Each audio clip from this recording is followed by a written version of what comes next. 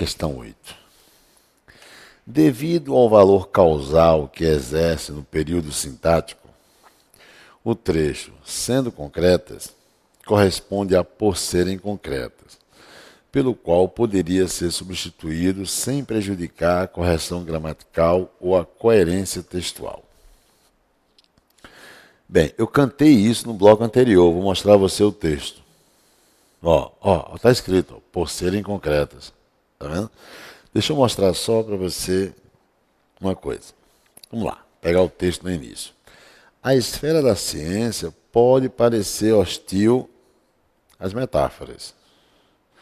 Afinal de contas, a ciência ocupar-se-ia da busca e da representação do conhecimento, o que para muitos só pode ser literal. E aí eles jogam exemplos.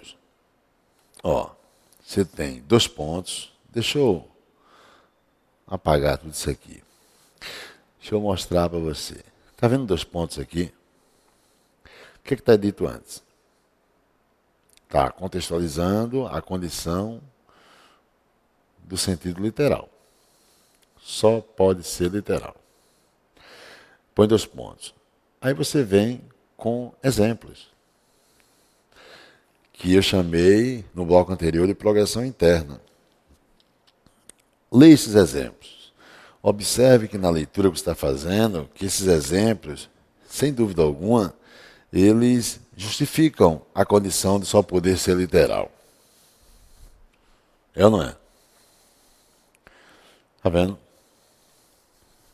Você tem 3 situações que contextualizam a condição de só poderem ser, aliás, literais, né? Só podem ser literais. Quando ele diz sendo concretas é o mesmo que sendo literais. Quer dizer, se os exemplos foram empregados antes para provar, para justificar a condição de só poderem ser denotativos ou literais, então isso aí é uma oração subordinada adverbial causal reduzida de gerúndio. O que a questão quer? Devido ao valor causal, perfeito, causal, correto, que exerce num período sintático, o trecho sendo concretas corresponde a por serem concretas, pelo qual poderia ser substituído sem prejudicar, claro, verdadeiro.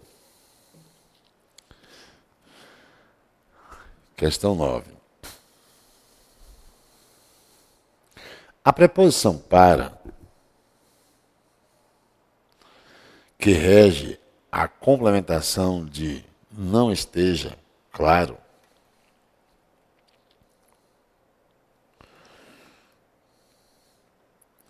estabelece no texto relações semânticas correspondentes à preposição a. Por isso, esta poderia ser usada em lugar daquela. Usar o a substituindo para, né? Desde que se registrasse a crase. Deixa eu ver. O que talvez não esteja claro, aí vem, para aqueles que possuem, se eu tirar o para e usar a preposição a, eu vou ter um acento grave aqui. Porque a preposição a vai se juntar com a de aqueles, vai dar a aqueles. Percebe? O que talvez não esteja claro, a aqueles que possuem, é ou não é? Verdadeiro. Questão 10. A forma verbal seria estar flexionada no singular para concordar com ciência. Deixa eu ver. Está falso. Por que está falso? Sem essa base, não seria possível. Se eu disser teorizar, pesquisar, comunicar, nem produzir ciência, número 1. Não, número 2. 3, número 3 seria. 3 seria, e possível 4. Leia obedecendo a ordem crescente.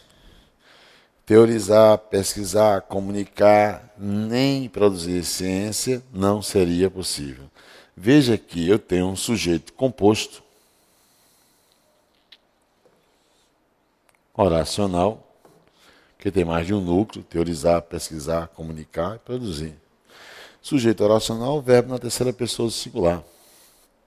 Agora, se eu disser para você, vamos lá, vamos dar aprofundamento a isso.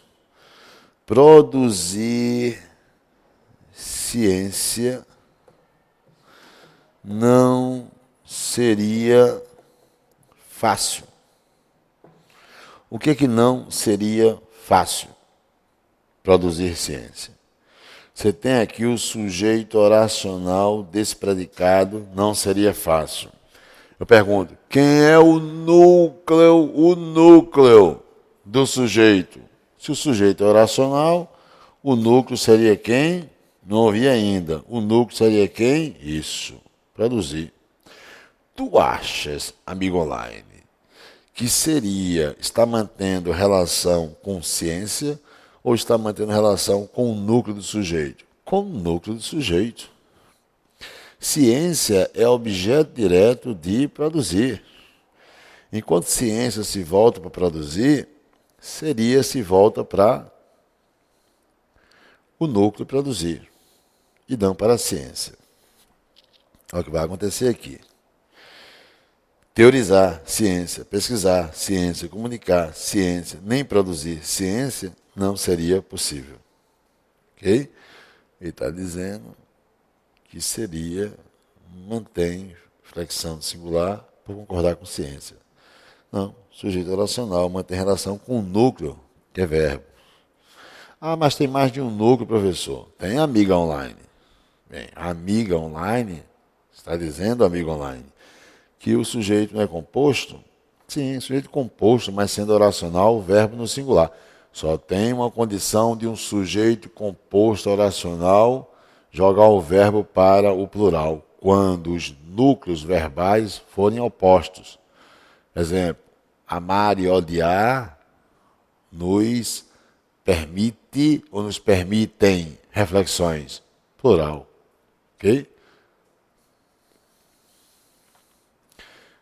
Texto 3. Texto 3. Eis uma entrevista. Os fenômenos da globalização e da comunicação virtual transformaram a cultura em uma mercadoria descartável? Lá vem a resposta de quem está sendo entrevistado. É inegável que a cultura de massa tende à banalização e à superficialidade. Mas, ao mesmo tempo, esses mesmos meios estão hoje estimulando a leitura. Por exemplo, a internet, longe de ser uma ameaça ao livro, tem estimulado a leitura e a escrita. Nunca se escreveu tanto no Brasil. A juventude nunca se sentiu tão motivada a escrever. A cultura refinada nunca foi para muita gente. A cultura mais sofisticada e profunda sempre foi um fenômeno restrito em que as barreiras de acesso sempre foram enormes. A cultura de massa, ao mesmo tempo em que superficializou, abriu uma possibilidade de contato com esse mundo simbólico. Mas o pior já passou. Hoje há uma demanda de aprofundamento. E aí você tem referências sobre o texto. Questão número 11. Depreende-se da argumentação do entrevistado que a pergunta do entrevistador admitiria como resposta objetiva e coerente? Sim. Os fenômenos da globalização e da comunicação transformaram a cultura em mercadoria descartável. Olha, isso está falso. Por que está falso? Veja, depreende da argumentação do entrevistado que a pergunta do entrevistador admitiria como resposta objetiva e coerente, sim.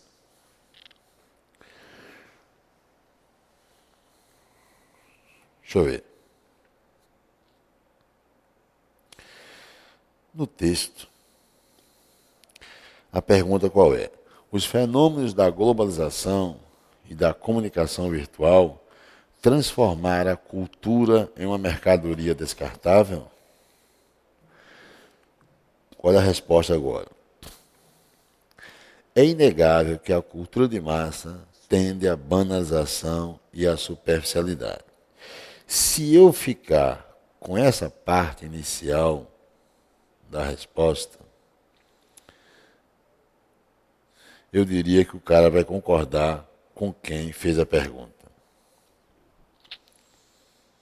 Mas quando ele usou o mas, ele vai começar a se opor. Existe uma teoria em linguística que diz, via regra geral, advérbio, adjetivo e conjunções são três classes gramaticais ricas em subjetividade. E subjetividade é o autor presente no texto. Então, com esse mais, eu tenho o autor, ou seja, aquele que responde, deixando de se servir da ideia de alguém e começando a pré-anunciar algo que vai se opor ao que foi dito por alguém que formulou a pergunta. Está claro isso? Porque isso até mesmo gramaticalmente é uma conjunção adversativa. Então aí ele vai começar a se opor. Está claro até aí? O que é que está me dizendo agora? Lá. Depreende da argumentação do entrevistado que a pergunta do entrevistado. Bem, se é depreende da argumentação, eu tenho que entender que a argumentação começa com mas.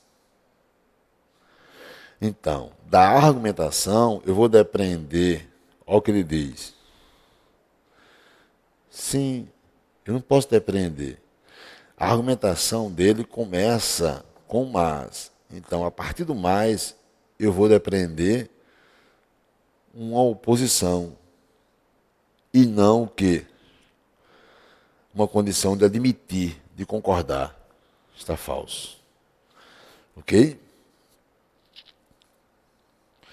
Quer dizer que o autor começa com o mais. É no mais que eu tenho o início da argumentação de quem responde. Está claro? E claro que isso aí vai mostrar o oposto. Falso. Questão número 12. Nas linhas 8 e 9, as duas ocorrências do pronome se, em se escreveu e se sentiu, respectivamente, marcam ações reflexivas e referem-se ao mesmo conjunto de pessoas, os jovens brasileiros. Bem, vamos ver. As duas ocorrências do pronome se marcam. Eu tenho a voz reflexiva? Deixa eu ver. Por exemplo, a internet, longe de ser uma ameaça ao livro, tem estimulado a leitura e a escrita. Nunca se escreveu tanto no Brasil. Isso aí não é voz reflexiva. Nunca se escreveu algo nunca foi escrito. É ou não é? E a juventude nunca se sentiu. Eu me senti tu te sentiste, ela, a juventude, se sentiu. Só a voz reflexiva na segunda. Então está falso o que ele diz. Ao declarar que marcam ações reflexivas. A segunda sim, a primeira não. Falso. Questão número 13.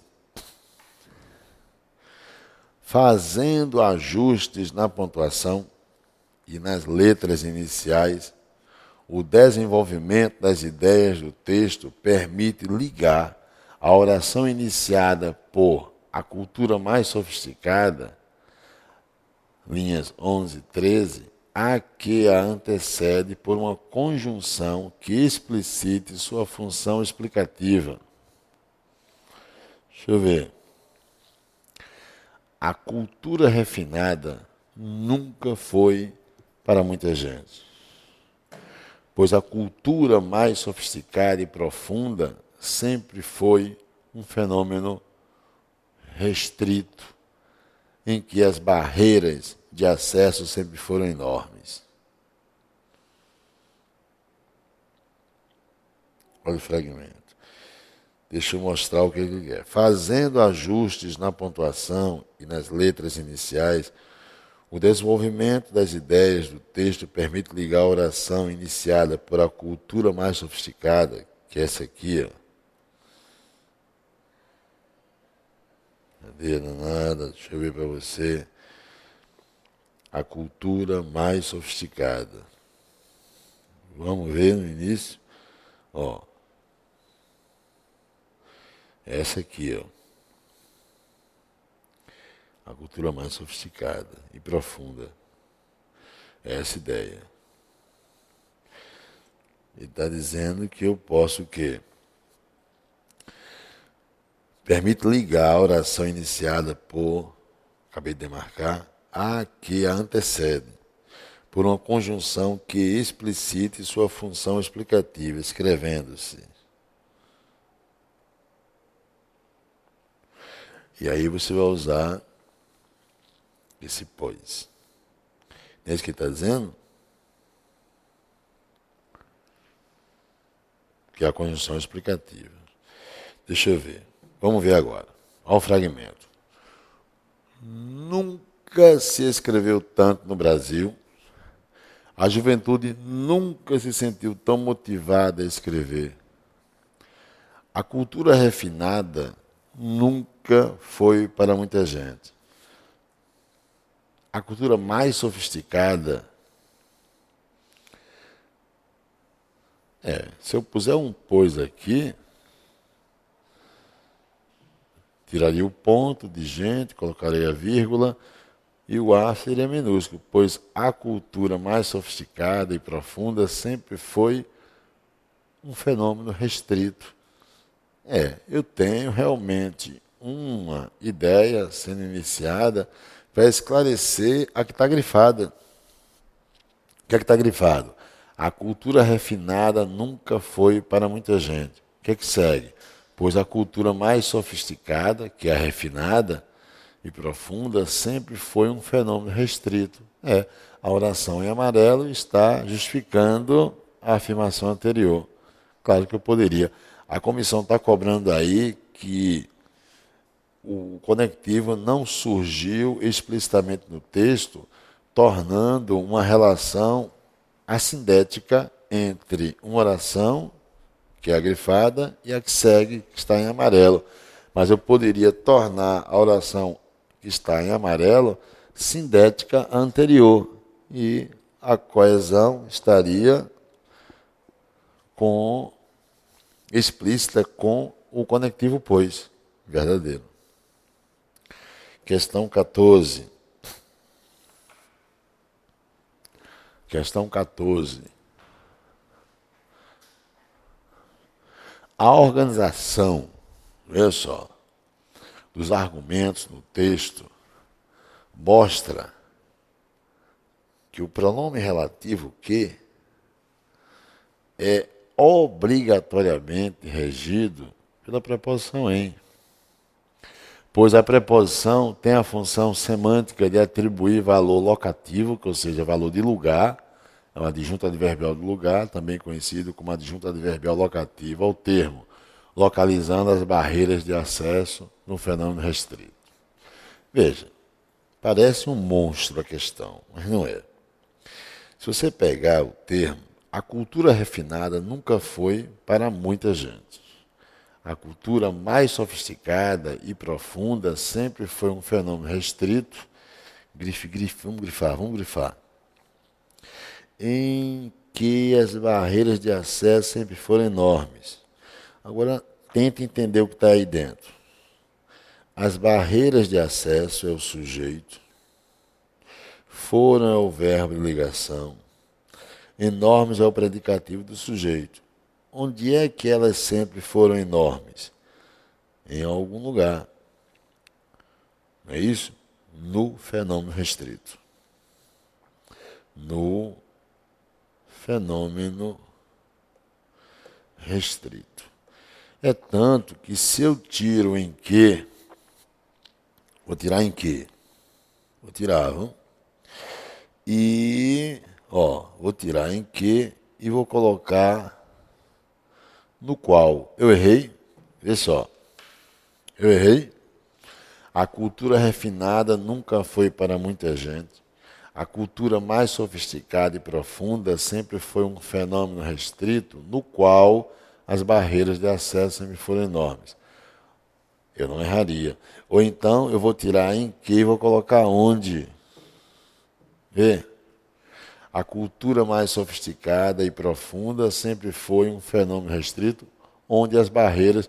Poxa, então em que, no qual e onde, tudo isso aí é adjunto adverbial de lugar ou adjunto adverbial locativo. O que é que ele diz?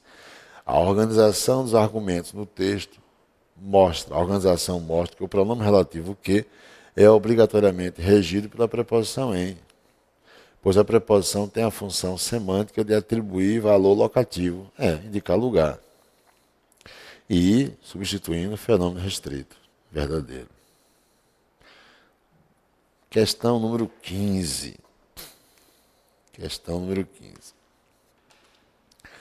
Preserva a coerência entre os argumentos, bem como a correção gramatical do texto, a indicação da ideia de abrangência do termo uma demanda por meio da correspondente forma plural demandas.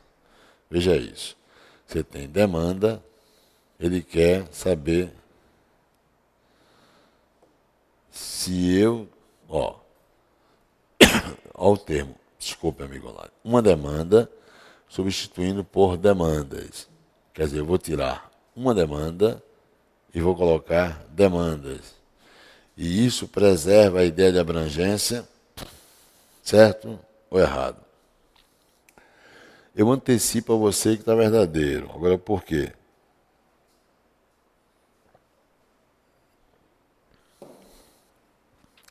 A teoria é a seguinte. Deixa eu mostrar a você. Vamos lá. Veja só.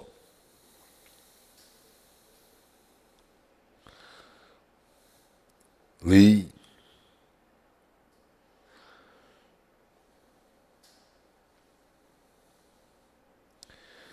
livros.